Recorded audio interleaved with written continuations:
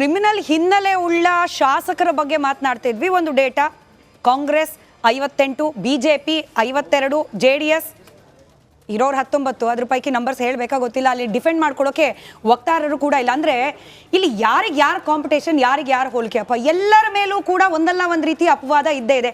ಹೆಂಗೆ ಡಿಫೆಂಡ್ ಮಾಡ್ಕೊಳ್ತೀರಿ ಸಂಕೀರ್ತ ಅವರೇ?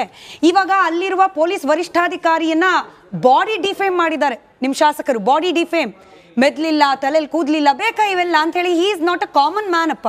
ರಸ್ತೆಯಲ್ಲಿ ನಿಂತು ಘೋಷಣೆ ಕೂಗೋ ಯಾರೊಬ್ಬ ವ್ಯಕ್ತಿ ಅಲ್ಲ, ಜನಪ್ರತಿನಿಧಿ, ಶಾಸಕರವರು.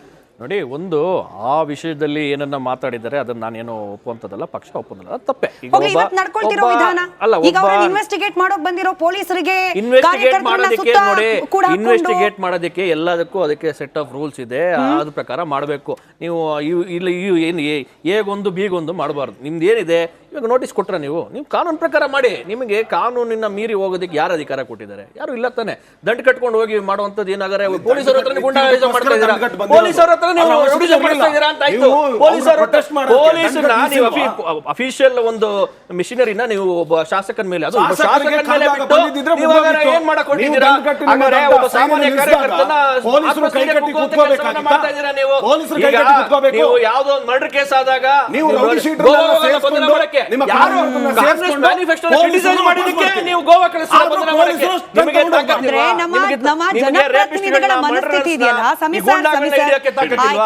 ಸರ್, ನಿಮ್ಮನ್ನು ಕೇಳ್ತೀನಿ. ಆ ಜನರ ಮಧ್ಯೆ ನಿಂತ್ಕೊಂಡು ಭಾಷಣ ಮಾಡುವಾಗ ಪೂಂಜಾ ಅವ್ರು ಹೇಳ್ತಾರೆ, ನಾನೊಬ್ಬ ಶಾಸಕ, ನನ್ನ ಫೋನ್ ಕಾಲ್ ರಿಸೀವ್ ಮಾಡ್ಲಿಲ್ಲ SP ಅಂದ್ರೆ ಇವರು ತಮ್ಮನ್ ತಾವೇನ್ ಅನ್ಕೊಂಡಿದ್ದಾರೆ? ಅವ್ರ ಮಾತಿನ ವರಸೆ ನೋಡಿದ್ರೆ ಏನ್ ಅನ್ಕೊಳ್ಬೇಕು? ಒಬ್ಬ ಜನಪ್ರತಿನಿಧಿಯಾಗಿ ಮಾತನಾಡ್ತಿರೋದು. ರಿಪೀಟೆಡ್ ಆಗಿ ಪೊಲೀಸ್ ವ್ಯವಸ್ಥೆನ ಅವಮಾನ ಮಾಡ್ತಿದ್ದಾರೆ. ರಿಪೀಟೆಡ್ ಆಗಿ ಅವರು ಒಂದು ಕಾನೂನು ಸುವ್ಯವಸ್ಥೆ, ಕಾನೂನಿಗೆ ಸಂಬಂಧಪಟ್ಟ. ನಡಿ ಈಗ ಶುರು ಮಾಡೋಣ. ಕೇಸರಿಯಿಂದ ಮನೋಲ್ಲಾಸ ಮನಸ್ಸು ಮತ್ತೇರಿ ಕುಣಿದಾಡಿದೆ ನೋಡು, ಮನಸ್ಸು ಮತ್ತೇರಿ ಕುಣಿದಾಡಿದೆ ನೋಡು. ಕ್ಷಣ ಕ್ಷಣವೂ ಆಚರಿಸಿ ಕೇಸರಿ ಹಬ್ಬ. ವಿಮಲ್ ಬಾಯಲ್ಲಿ ಹೇಳಿ ಕೇಸರಿ. ಇಲಾಖೆಯನ್ನ ಅವಮಾನ ಮಾಡ್ತಿದ್ದಾರೆ. ರಿಪೀಟೆಡ್ ಆಗಿ ನಾನು ಇರೋದೇ ಹೀಗೆ, ನಾನು ಎಲೆಕ್ಟೆಡ್ ರೆಪ್ರೆಸೆಂಟ್, ನಾನು ಕ್ವಶನಬಲ್ ಅಲ್ಲ, ನಾನು ಬೇಕಾದ್ ಮಾಡ್ತೀನಿ ಅನ್ನೋ ಟೋನ್ ಅಲ್ಲಿ ಅವರು ಮಾತಾಡ್ತಿದ್ದಾರೆ. ಆ ವಿಡಿಯೋಸ್ಗಳಿಂದ ನಮಗದು ಮೇಲ್ನೋಟು ಗೊತ್ತಾಗುತ್ತೆ. ಒಬ್ಬ ಶಾಸಕರಾಗಿ ಅವರು ಆ ಥರ ಮಾತಾಡೋದು ಒಳ್ಳೇದಲ್ಲ. ಮತ್ತು ಅವರು ಅವ್ರ ಲಿಮಿಟೇಷನ್ ಅನ್ನು ಅರ್ಥ ಮಾಡ್ಕೋಬೇಕಾಗಿರುತ್ತೆ. ಜೊತೆಗೆ ಪೊಲೀಸ್ನವರಲ್ಲಿ ಹೋದಾಗ ಅವ್ರು ಯಾತಕ್ಕೆ ಹೋಗಿದ್ದಾರೋ, ಅರೆಸ್ಟ್ ಮಾಡೋಕ್ಕೆ ಹೋಗಿದ್ದಾರೋ, ವಿಚಾರಣೆಗೆ ಹೋಗಿದ್ದಾರೋ, ಇನ್ನೇನಕ್ಕೆ ಹೋಗಿದ್ದಾರೋ ಗೊತ್ತಿಲ್ಲ. ಅಟ್ಲೀಸ್ಟ್ ಒಬ್ಬ MLA ಅವ್ರ ಏರಿಯಾದ ಪೊಲೀಸು ಯಾಕೆ ಬಂದಿದ್ದೀರಾ ಅಂತ ಕೇಳಬೇಕಾಗತ್ತೆ. ಏನು ಸೀದಾ ಬಂದು ಅರೆಸ್ಟ್ ಮಾಡಿದ್ದೀವಿ ಅಂತ ಎತ್ತಾಕೊಂಡು ಹೋಗಕ್ಕೇನು ಕಡಲೆಪುರಿ ಏನಲ್ಲ. ಅದಕ್ಕೊಂದು ಪ್ರೊಸೀಜರ್ ಅಂತಿರುತ್ತೆ, ಅಲ್ಟಿಮೇಟ್ಲಿ ನ್ಯಾಯಾಲಯ ಅಂತಿರುತ್ತೆ. ಆದರೆ ಅಲ್ಲಿ ನಡೀತಿರೋ ದೃಶ್ಯಗಳನ್ನ ನೋಡಿದ್ರೆ ಪೊಲೀಸರ ವಿರುದ್ಧ ಕೆಲವು ಗುಂಪುಗಳನ್ನ ಎತ್ಕಟ್ಟುವಂತಹ ಪ್ರಯತ್ನ ನಡೀತಾ ಇದೆ. ಅಲ್ಲಿ ಪೊಲೀಸ್ನವ್ರು ಬಂದು ಅಲ್ಲಿ ಅವ್ರು ಪೊಲೀಸ್ನವ್ರು ಯಾತಕ್ಕೆ ಬಂದಿದ್ದಾರೋ, ಏನು ಬಂದಿದ್ದಾರೋ, ಅಲ್ಲಿ ಒಂದು ಗುಂಪು ಪೊಲೀಸ್ನವ್ರ ಜೊತೆ ಚಕಮಕಿಗಿಳಿತಾ ಇದೆ. ಪೊಲೀಸ್ನವ್ರನ್ನ ಪ್ರಶ್ನೆ ಮಾಡ್ತಿರುವಂತಹ ದೃಶ್ಯ ಕಂಡು ಬರ್ತಿದೆ. ಇದು ಒಬ್ಬ ಶಾಸಕರ ಮನೆಯ ಮುಂದೆ ನಡೀತಿರುವಂತಹ ಈ ದೃಶ್ಯ ಇದೆಯಲ್ಲ, ಅದು ಖಂಡಿತವಾಗಿ ಕಾನೂನು ಸುವ್ಯವಸ್ಥೆಯ ದೃಷ್ಟಿಯಿಂದ ಮತ್ತು ಆ ಶಾಸಕರ ವರ್ಚಸ್ಸಿನ ಪ್ರತಿಷ್ಠೆಯ ದೃಷ್ಟಿಯಿಂದಲೂ ಕೂಡ ಹೆಸರು ತರುವಂಥದ್ದಲ್ಲ. ಕಾನೂನನ್ನ ಕೈಗೆತ್ಕೊಳ್ಳುವ ನಿಟ್ಟಿನಲ್ಲಿ ಈ ಡೆವಲಪ್ಮೆಂಟ್ ನಡೀತಾ ಇದೆ. ಬಸವರಾಜ್ ಅವರೇ, ಶಾಸಕರಿಗೆ ಕೆಲಸ ಮಾಡೋಕ್ ಬಿಡ್ತಾ ಇಲ್ಲ, ಕಾರ್ಯಕರ್ತರಿಗೆ ಕೆಲಸ ಮಾಡೋಕ್ ಬಿಡ್ತಾ ಇಲ್ಲ. ಇದು ಪಕ್ಷದ ವಿರೋಧ ಪಕ್ಷದ ನಾಯಕ ಅಂತ ಹೇಳಿ ಆಯ್ಕೆಯಾಗಿರುವ ಅಶೋಕ್ ಅವ್ರ ಸ್ಟೇಟ್ಮೆಂಟ್ ಈ ಪ್ರಕರಣಕ್ಕೆ ಸಂಬಂಧಪಟ್ಟಂತೆ.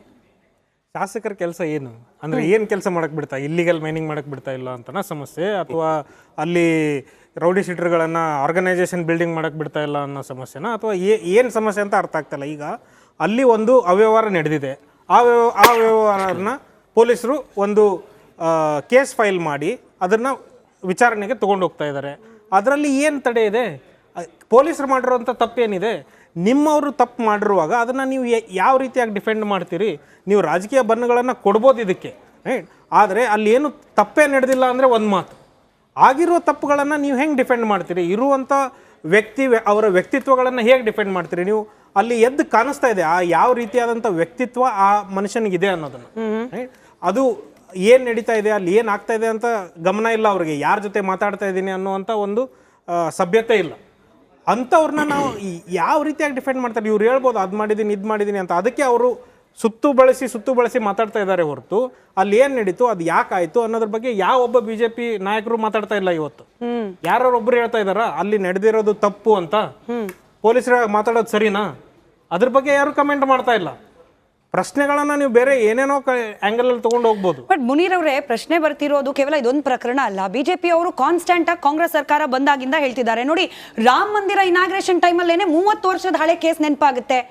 ಮಂಡ್ಯದಲ್ಲಿ ಹನುಮ ಧ್ವಜ ಹಾಕಿದ್ರು, ಅದಾದ ತಕ್ಷಣ ಪೊಲೀಸರು ಇದ್ದಕ್ಕಿದ್ದಂಗೆ ಬರ್ತಾರೆ, ರಾತ್ರೋರಾತ್ರಿ ತೆಗೆದಾಕ್ತಾರೆ. ಇದೀಗ ಆ ಪ್ರಕರಣಕ್ಕೆ ಸಂಬಂಧಪಟ್ಟಂತೆ ಯಾರೆಲ್ಲ ಅವತ್ತು ಬೀದಿಗಳು ಪ್ರತಿಭಟನೆ ಮಾಡಿದ್ರು ಅವ್ರ ಮೇಲೆ ರೌಡಿ ಶೀಟರ್ ತೆಗಿಯಕ್ಕೆ ಹೋಗ್ತಾರೆ.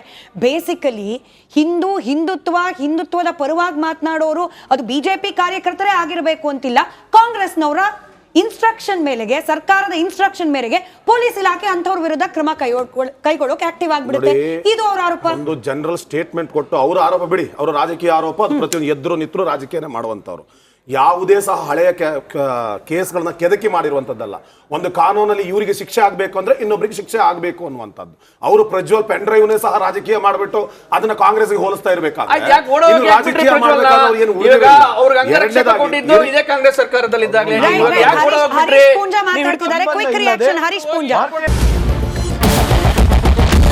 ಕ್ಯಾಪ್ಟನ್ ಅರ್ಜುನ್ ಕೊಂದಿದ್ದು ಯಾರು? ಅವ್ರ ನರೇಟಿವ್ ಎಲ್ಲಿ ತಂದಿಟ್ಟಿದ್ದಾರೆ ಅಂತಂದ್ರೆ ಸಂಪತ್ತನ್ನ ಹಂಚಿಬಿಡೋದು ಅಂತ. ಇದು ಸ್ಟುಡಿಯೋ ಟಿಪ್ಪು ಜಯಂತಿ ಮಾಡಕ್ಕೆ ಅವ್ರಿಗೆ ಖಂಡಿಸಿದ್ರು. Very nice. ಯಾರು ತಪ್ಪು ಮಾಡಿರೋದಿಲ್ಲಿ? ಓಲೈಕೆ ಹೇಳಿಕೆ ಇದು ಅಂತ ಹೇಳಿ ಯಾಕೆ ಪರಿಗಣಿಸಬಾರದು? ಕಿಚ್ಚಕ್ಕಲ್ಲ ಇದು ವೇದಿಕೆ. ಇದು ಫೋಟೋ ಎಲ್ಲರದು ಒಂದು ಟೈಮ್ ನಿಮ್ಮ ಸಮಯ ಮುಗಿದಿದೆ. ಅವ್ರು ಹೇಳೋಕ್ಕಿಂತ ಮುಂಚೆನೆ ಹೇಗೆ ಪ್ರತಾಪ್ ಸಿಂಹ ಪಾಸ್ ಕೊಟ್ಟಿದಂತ ಆಗ್ಲಿ ಡಿಕ್ಲೇರ್ ಆಗೋಗಿತ್ತು ಅಂತ ನನಗೊಂದು ಡೌಟ್ ಬಂತು. ಸಾಕು ನಿಲ್ಸಿ. ಕೆಟ್ಟ ಪದ ಬಳಕೆ ಕಾಂಬಿನೇಷನ್ ಇಟ್ಟಿಲ್ಲ ನಾವಿಲ್ಲಿ.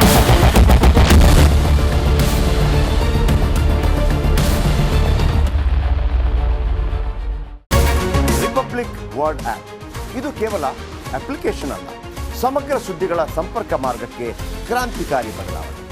ರಿಪಬ್ಲಿಕ್ ವರ್ಡ್ ಆಪ್ ಕೇವಲ ಸುದ್ದಿ ಅಪ್ಲಿಕೇಶನ್ ಪರಿಚಯಿಸ್ತಾ ಇಲ್ಲ, ಬದಲಾಗಿ ಡಿಜಿಟಲ್ ಸುದ್ದಿ ಬಳಕೆಯ ಹೊಸ ಯುಗಕ್ಕೆ ನಾಂದಿ ಹಾಡ್ತಾ ಇದೆ. ಇದೊಂದು ಬ್ರೇಕಿಂಗ್ ನ್ಯೂಸ್, ಪ್ರಭಾವಶಾಲಿ ಕಾರ್ಯಕ್ರಮಗಳಿಗೆ ಗಟ್ಟಿಯಾದ ನ್ಯೂಸ್. ಇಲ್ಲಿ ಕೇವಲ ತಾಜಾ ಸುದ್ದಿ, ಅದರ ನೇರ ಪ್ರಸಾರ ಮತ್ತು ಚರ್ಚೆಗಳಿಗೆ ಮಾತ್ರ ಅವಕಾಶ. ರಿಪಬ್ಲಿಕ್ ವರ್ಲ್ಡ್ ಆಪ್ ಡೌನ್ಲೋಡ್ ಮಾಡಿಕೊಳ್ಳಿ. ಗೂಗಲ್ ಪ್ಲೇ ಸ್ಟೋರ್ ಮತ್ತು ಆಪಲ್ ಆಪ್ ಸ್ಟೋರ್ನಲ್ಲಿ ಲಭ್ಯವಿದೆ.